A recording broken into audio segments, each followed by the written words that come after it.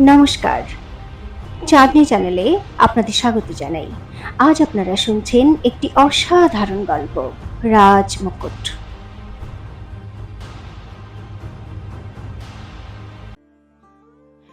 বীরেন্দ্র প্রতাপ চন্দ্রাবতীকে নিয়ে ওর ঘরে পৌঁছল।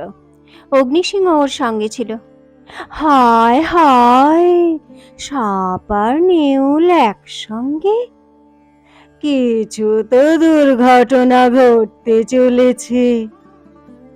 অগ্নিসিং আর বীরেন্দ্র প্রতাপকে একসঙ্গে দেখে সোনাল ও চিন্তায় পড়ে গেল। বীরেন্দ্র প্রতাপ চন্দ্রাবতীকে বিছানায় শুইয়ে দিতে দিতে বলল, সোনাল, আজ থেকে তুমি মহারানীমার বিশেষ খেয়াল রাখবে। তাকে এক পলকের জন্য একা ছাড়বে না। সোনাল নালিশের সুরে বলল, আমি তো সব সময় মহারানীমার ছায়া হয়েই থাকি মহারাজ, কিন্তু কি করব, ওই রানী মোহিনী আর অবনী তো সব সময় ওদের কলকাঠি নাড়তেই থাকে। ওদের জন্যই মহারানীমার এই অবস্থা হয়েছে। রক্তপুষ্প থেকে তৈরি করা ওষুধও ওরাই খারাপ করেছে। হ্যাঁ হ্যাঁ, ঠিক আছে সোনাল, বীরেন্দ্র প্রতাপ বলে উঠল, আমি এর তদন্ত করাবো, কিন্তু এই সময় দ্রুত মহারানীকে এই মহামারীর গ্রাস থেকে বার করে আনতে হবে। অগ্নিসিং এ কাজে তোমাকে সাহায্য করবে। আজ থেকে ও রাজমহলের অতিথিশালায় থাকবে। একথা বলে একবার ও চন্দ্রাবতীর দিকে তাকালো, তারপর ঘর থেকে বেরিয়ে গেল। ও চলে যেতেই সোনাল চন্দ্রাবতীর পা ধরে বসে পড়ল। চোখে জল ভরে এলো ওর। আমার তো প্রাণই বেরিয়ে এসেছিল মহারানীমা। যদি আপনার কিছু হয়ে যেত তাহলে আমার কি হতো? ওর এত আপন করে নেওয়া দেখে চন্দ্রাবতীর মুখে হালকা হাসি দেখা দিল। সোনাল বলল, মহারানীমা, আপনি মহারাজের কাছে ওই মোহিনীর নামে নালিশ কেন করেন না? দেখলেন তো কত সহজে আমার কথা অগ্রাহ্য করলেন মহারাজ। চন্দ্রাবতী ওকে শান্ত করে বলল, কোনো লাভ হবে না সোনাল। মোহিনী এতক্ষণে আমার ঘর থেকে রুগীর এঁটো পেয়ালা সরিয়ে দিয়েছে। ওর বিরুদ্ধে কোনো প্রমাণ পাবে না তুমি। আরও মহারাজের সামনে কেঁদে কেটে আবার নিজেকে নিরপরাধ প্রমাণ করে দেবে। সোনাল কিছু বলতে পারল না। তখন অগ্নিসিং জড়িবুটির একটা পুঁটুলি সোনালকে দিয়ে বলল, এর রস রানীমাকে একটু একটু করে খাওয়াবে। আমি আজ রাতে রক্তপুষ্পের সন্ধানে বেরোবো, আর কালকের মধ্যে ফেরত চলে আসব। একথা বলেও যেতে লাগলো।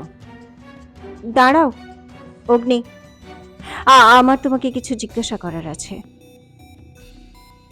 ও সোনালকে ইশারা করল। সোনাল সঙ্গে সঙ্গে ঘর থেকে বেরিয়ে গেল। চন্দ্রাবতী অগ্নিসিংকে কিছু জিজ্ঞাসা করার আগে অগ্নিসিং হেসে বলল, হা হা, তুমি এটাই জিজ্ঞাসা করতে চাও না, জড়িবুটি সম্পর্কে আমি এত কিছু কিভাবে জানলাম? চন্দ্রাবতী বলল, শুধু জড়িবুটি সম্পর্কেই নয়, বিষের ব্যাপারেও। অগ্নিসিং গম্ভীর হয়ে ওর সামনে দাঁড়িয়ে থাকলো। চন্দ্রাবতী আরো বলল, আমি জানতে পেরেছি তুমি অনেক রকমের বিষ আর তার ওষুধ সম্পর্কে জানো। যখন আমি তোমাকে বিষ দিয়েছিলাম তখন সহজেই নিজের প্রাণ তুমি বাঁচাতে পারতে, কিন্তু তবুও তুমি কালীঘাটির জঙ্গলে আমাকে সাহায্য করেছিলে। আবার আমার সঙ্গে তুমি গ্রেপ্তারও হয়ে গেলে। যদি আমি তোমাকে কারাগার থেকে পালাতে সাহায্য না করতাম তাহলে বীরেন্দ্র প্রতাপ নিজের হাতেই তোমাকে মেরে ফেলত। এখন সত্যি সত্যি তুমি বলো তো, কেন করেছো এইসব? অগ্নিসিং এক পলকের জন্য চুপ করে রইল। তারপর চন্দ্রাবতীর চোখের দিকে তাকিয়ে বলল, আমি জানতাম না যে তুমি বিক্রমগড়ের মহারানী, কিন্তু বীরেন্দ্র প্রতাপের খাস দেহরক্ষী সুমন্তকে খুব ভালো করে চিনতাম তাই কালীপাহাড়ি জঙ্গলে তোমাদের দুজনকে মারতে চেয়েছিলাম আমি। তারপর যখন আমি বুঝতে পারলাম তুমি নিজের প্রজাদের মহামারী থেকে বাঁচানোর জন্য রক্তপুষ্প খুঁজছ, আর তুমি বিক্রমগড়ের সেই মহারানী যাকে বীরেন্দ্র প্রতাপ ঘৃণা করত, যাকে পুরো রাজ্য নির্বোধ ভাবত, তখন তোমার উপর আমার সহানুভূতি হলো। ব্যাস, আর কিছুই না। না অগ্নিসিং, তুমি মিথ্যে বলছো, চন্দ্রবতী ওকে দেখতে দেখতে বলল। শুধু সহানুভূতির জন্য নিজের প্রাণ বিপন্ন কেউ করে না। অগ্নিসিং গভীরভাবে ওকে দেখতে দেখতে বলল, আচ্ছা, তাহলে তুমি নিজের প্রাণ বিপন্ন করে আমাকে কারাগার থেকে কেন পালাতে সাহায্য করেছিলে? চন্দ্রবতী এখন কিছুই আর বলতে পারল না। অগ্নিসিং কিছুক্ষণ চন্দ্রবতীকে দেখতে থাকলো, তারপর একটা দীর্ঘশ্বাস ছেড়ে বলল, আমি একজন হত্যাকারী, অনেক প্রাণ নিয়েছি আমি, আর কখনো আমার কারোর উপর দয়া হয়নি। কারণ বহু বছর আগে নিজের চোখের সামনে আমার মাকে ছটফট করতে করতে মরতে দেখেছিলাম আমি। তখন আমি এতটাই অসহায় ছিলাম যে আমি কিছু করতে পারিনি, কিন্তু এখন আমি সব করতে পারি, সমস্ত অসহায় মানুষকে সাহায্য করতে পারি। তুমি আমাকে নিজের উদ্দেশ্য যদি নাও বলো, তবুও আমি প্রতি পদে পদে তোমাকে সাহায্য করব। একথা বলার সঙ্গে সঙ্গে অগ্নিসিং ওখান থেকে চলে গেল। চন্দ্রবতী ওকে যেতে দেখতে থাকলো, তারপর ধীরে ধীরে বিড়বিড় করে বলল, আমিও প্রতি পদে পদে তোমাকে সাহায্য করব অগ্নিসিং, কারণ তুমি এখনো বীরেন্দ্র প্রতাপকে চেনোই না। ও জেনে শুনে তোমাকে রাজমহলে এনেছে, যাতে তোমার প্রতি পদক্ষেপ ও নজরে রাখতে পারে। ওদিকে মোহিনী সে সময় নিজের ঘরে ছিল। ওর অবস্থা দেখার মতো ছিল। কখনো ও ঘাবড়ে যাচ্ছিল, তো কখনো আবার একেবারে রেগে উঠছিল। ওই চন্দ্রাবতী কি কম ছিল যে এই সুরেলাও এখন আমার প্রাণের শত্রু হয়ে গেছে? ও খুব বিরক্ত হয়ে অবনীকে বলল, সুরেলা এখন আবার আমার সব কাজে নজর রাখছে, আমাকে ধমক দিচ্ছে যে মহারাজের সামনে আমার পর্দা ফাঁস করে দেবে। ওর এত সাহস! কিন্নর অবনী ওকে বুঝিয়ে বলতে লাগলো, আরে রাগ ঠান্ডা করুন রানীমা, আর ওই সুরেলাকে ভুলে যান। ও আপনার কিচ্ছু করতে পারবে না। তাছাড়াও মহারাজের প্রথম পাটরানী তো আপনি, আর আপনিই থাকবেন। সেই জন্য আপনি শুধু এটাই ভাবুন মহারাজকে কিভাবে চন্দ্রাবতীর থেকে দূরে সরানো যায়। আমি তো কিছুই বুঝতে পারছি না অবনী। মোহিনী হতাশায় নিজের মাথা ধরে বসে পড়ল। চন্দ্রাবতীকে আমার রাস্তা থেকে সরানোর যতই উপায় বার করি, সবই অসফল হয়ে যায়। ওহো হো রানীমা, কিন্নর অবনী অস্থির হয়ে বলল, আপনি আমার কথা বুঝতেই পারছেন না। আমাদের চন্দ্রাবতীকে কিছুই করতে হবে না। মানে? মোহিনী দ্রুত জিজ্ঞাসা করল, তুই কি বলতে চাইছিস? অবনী দুষ্টুমির হাসি হেসে বলল, আপনি বারবার কেন ভুলে যান? সৌন্দর্যে আপনার মোকাবিলা না চন্দ্রাবতী করতে পারে, আর না রানী মহলের অন্য কোনো পাটরানী। আর মহারাজের চরিত্র তো আপনি খুব ভালো করেই জানেন।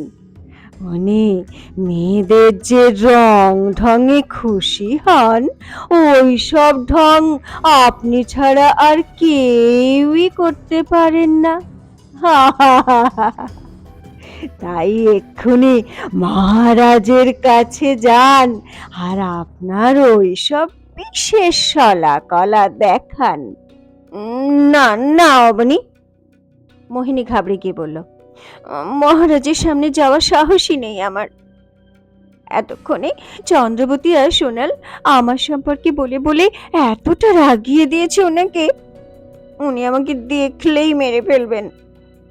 অবনী আবার ঝাঁঝিয়ে উঠে বলল, আরে রানীমা, যদি আপনি এভাবেই ভয় পেতে থাকেন তাহলে একদিন এই রাজ সিংহাসন আপনার হাত থেকে ফসকে যাবে।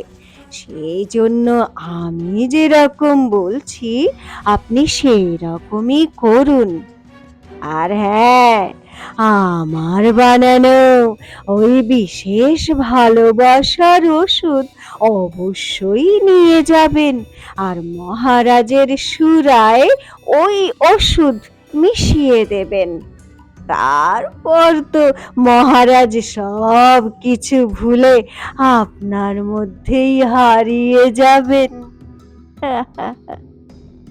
অবনীর এইসব কথায় মোহিনী একটু সাহস পেল, আরো বীরেন্দ্র প্রতাপের ঘরে যাওয়ার বিশেষ তোড়জোড় করতে লাগলো। সূর্য পাটে বসছিল, আর বীরেন্দ্র প্রতাপ নিজের ঘরে একা বসেছিল। পাশে সুরার পেয়ালা রাখা ছিল, কিন্তু তখনও ও সেটা ছুঁয়েও দেখেনি পর্যন্ত। ও এই সময়ে চন্দ্রবতী আর অগ্নিসিং সম্পর্কে ভাবছিল।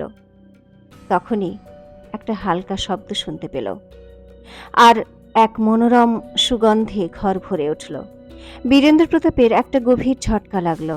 ও চমকে দেখল সামনে মোহিনী দাঁড়িয়ে আছে। মোহিনী সে সময় এমন সাজসজ্জা করেছিল যা অত্যন্ত উত্তেজক। বীরেন্দ্র প্রতাপ হাঁ করে ওকে দেখছিল। মোহিনীর এই সৌন্দর্য ওকে প্রতিবার ওর কাছে আকর্ষণ করত। মোহিনী এক বিশেষ ভঙ্গিমায় এগিয়ে এলো, আর বীরেন্দ্র প্রতাপের কাছে এসে বলল, হ্যাঁ, ক্ষমা করবেন মহারাজ, কিন্তু আমি কি জানতে পারি আমি কি এমন অপরাধ করেছি যে আপনি আজ সবার সামনে আমাকে অগ্রাহ্য করলেন? আপনার আন্দাজ নেই যে আপনার অবর্তমানে এখানে রাজমহলে আমার উপর দিয়ে কি ঝড় বয়ে গেছে। কুমার সূর্যপ্রতাপ তো আমাকে মহল থেকে তাড়িয়ে দেওয়ার জন্য ব্যবস্থাই করে ফেলেছিল সব। ও হয়তো আমাকে মেরে ফেলতেও পারত, কিন্তু আমার প্রাণের ভয় ছিল না। মহারাজ, আমার তো আপনার জন্য চিন্তা হচ্ছিল, সেই জন্যে আমি আমার প্রাণ বিপন্ন করেও আমার এক গুপ্তচরকে আপনার কাছে পাঠালাম, যাতে আপনি সূর্যপ্রতাপের ষড়যন্ত্রের বিষয়ে অবগত হতে পারেন। মোহিনীর এই উত্তেজক ভঙ্গিমা আর মনোরম সাজসজ্জা বীরেন্দ্র প্রতাপকে ওর দিকে সুতীব্রভাবে আকৃষ্ট করছিল। তার উপর ওই মনোমুগ্ধকর সুগন্ধ ওকে উত্তেজিত করছিল। ও সুরার পেয়ালা তুলে নিয়ে বলল, আসল কথাটা হলো, আমার সন্দেহ হচ্ছে যে মহারানী চন্দ্রাবতী এই মহামারীর গ্রাসে এমনি এমনি আসেনি, বরং তুমিই কিছু গন্ডগোল করেছ। রক্তপুষ্প দিয়ে তৈরি ওষুধ খারাপ করার পিছনে তোমারই হাত আছে। হ্যাঁ, তা তো অবশ্যই। তাহলে আপনি আমার গলা কেটে দিন।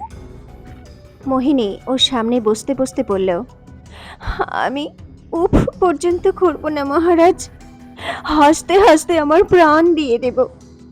আমার কাছে আপনার হাতে মৃত্যু তো আমার সৌভাগ্যই হবে। শুধু একটাই বিষয় খারাপ লাগবে, যে আমি আপনাকে সেই ভালোবাসা দিতে পারলাম না যা আপনার দরকার। এ কথা শুনে বীরেন্দ্র প্রতাপ অস্থির হয়ে বলল, না না মোহিনী, তুমি আমাকে ভুল বুঝছো। তাহলে সত্যি কি? আপনি বলে দিন না মহারাজ। মোহিনী এখন দুঃখী হওয়ার নাটক করে বলল, আমার উপর যে দোষারোপ করা হয়েছে, যদিও সেটা মিথ্যে, কিন্তু এর জন্য আমি আপনাকে তো না দরবারে অভিযোগ জানাবো, আর না আপনার কাছে দয়া ভিক্ষা করব, কিন্তু আপনার কাছে আজ এই সত্যিটা অবশ্যই জানতে চাইব যে আপনি কি আমাকে সত্যি ভালোবাসেন নাকি বাসেন না। আমার সাথে এতদিন যা করেছেন সব কি শুধুই মিথ্যে ছিল? আমার চোখে চোখ রেখে বলুন মহারাজ। এ কথা বলতে বলতে মোহিনীর মুখ বীরেন্দ্র প্রতাপের মুখের একদম কাছে চলে এলো।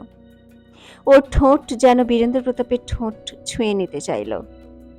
বীরেন্দ্র প্রতাপের মনের মধ্যে যেন ঢেউ খেলে গেল। ও শুধু হাঁ করে মোহিনীকে এক দৃষ্টিতে দেখতে লাগলো। তা দেখে মোহিনী মনে মনে হেসে উঠল। ওর হাতে লুকানো ছোট্ট ওষুধের পুরিয়া লুকিয়ে চুপচাপ বীরেন্দ্র প্রতাপের সুরার পেয়ালায় ঢেলে দিল। এরপরও ধীরে ধীরে বীরেন্দ্র প্রতাপকে দু হাত দিয়ে জড়িয়ে ধরে বলতে লাগলো, আমি জানি মহারাজ, আপনি আমাকে ভীষণ ভালোবাসেন। আপনার চোখে আমি তা পরিষ্কার দেখতে পাচ্ছি। তাহলে আসুন না, এই দ্বিধা কিসের জন্য? চলুন না, তাড়াতাড়ি এই পেয়ালা সুরা শেষ করুন আর হারিয়ে যান আমার বাহু বন্ধনে। মোহিনীর এই ছলাকলায় বীরেন্দ্র প্রতাপের উপর এমন প্রভাব পড়ল যে ও এক ঢোকে পেয়ালার সব সুরা পান করে নিল আর মোহিনীকে জড়িয়ে ধরল। মোহিনীর মন আনন্দে নেচে উঠল। আপনির বুদ্ধিতে সত্যি সত্যি কাজ হলো দেখছি। বীরেন্দ্র প্রতাপ পুরোপুরি ওর আয়ত্তে এসে গিয়েছিল, কিন্তু তখনই বীরেন্দ্র প্রতাপের শরীর শিথিল হয়ে যেতে লাগলো। মোহিনী চমকে উঠল। মহারাজ! ও বীরেন্দ্র প্রতাপকে জোরে জড়িয়ে ধরে বলল, এ আবার কি হলো আপনার? কিন্তু ততক্ষণে বীরেন্দ্র প্রতাপের শরীর অচেতন হয়ে ঝুলে পড়ে যাচ্ছিল। মহারাজ! মোহিনী ঘাবড়ে গিয়ে চেঁচিয়ে উঠল। ওর চিৎকার শুনে দুজন পাহারাদার দ্রুত দৌড়ে এলো। তাড়াতাড়ি রাজবৈদ্যকে খবর দাও, মহারাজ অজ্ঞান হয়ে পড়েছেন। দুজন পাহারাদারই উল্টো পায়ে দৌড় দিল। দেখতে দেখতে পুরো রাজমহলে এই খবর ছড়িয়ে পড়ল। অবনী দৌড়ে দৌড়ে মহারাজের ঘরে এলো। হায় হায় রানীমা, এ আবার হঠাৎ কি হলো মহারাজের? মোহিনী উল্টে ওকেই ধমক দিয়ে বলল, আরে এসব তো তোরই কাজ, তোর বানানো ওই ওষুধেই তো মহারাজের এমন হলো। আর ওনার যদি কিছু হয়ে যায় না, তাহলে আমি তোর প্রাণ নিয়ে নেব কালামুখী। অবনী একথা শুনে ভয় পেয়ে গেল। হায় হায় রানীমা, আমার এতে কোনো দোষ নেই। অবনী এরপর কাঁদতে লাগলো, বলল, আমি তো আপনাকে সেই ওষুধই দিয়েছিলাম যেটা আপনি আগে মহারাজকে সুরায় মিশিয়ে খাওয়াতেন, তখন তো ওনার কিছুই হয়নি। এই কথায় মোহিনী কিছু বলতো তার আগেই রাজবৈদ্য ওখানে এসে পৌঁছলো। মোহিনীর কাছে সব কথা শোনার পর ও সঙ্গে সঙ্গে মহারাজের নাড়ি দেখতে লাগলো। হে ভগবান! রাজবৈদ্য ঘাবড়ে গিয়ে বলল, মহারাজের নাড়ি তো দ্রুত চলছে, উনি এখন শুধু কিছুক্ষণের অতিথি মাত্র। একথা শুনে মোহিনী আর অবনী দুজনেই ঘাবড়ে গিয়ে চেঁচিয়ে উঠল, না না! সত্যি কি বীরেন্দ্র প্রতাপ আর কিছুক্ষণেরই অতিথি মাত্র? ভালোবাসার ওষুধ কি বাস্তবেই প্রাণ নেয়ারই ওষুধ ছিল? চন্দ্রাবতী আর অগ্নি সিংহের সম্পর্ক কি এক নতুন মোড় নেবে? কি হবে মোহিনীর পরিণতি? জানার জন্য শুনতে থাকুন রাজমুকুট, এক ঐতিহাসিক প্রতিশোধ, শুধুমাত্র চাঁদনির সঙ্গে চাঁদনি চ্যানেলে।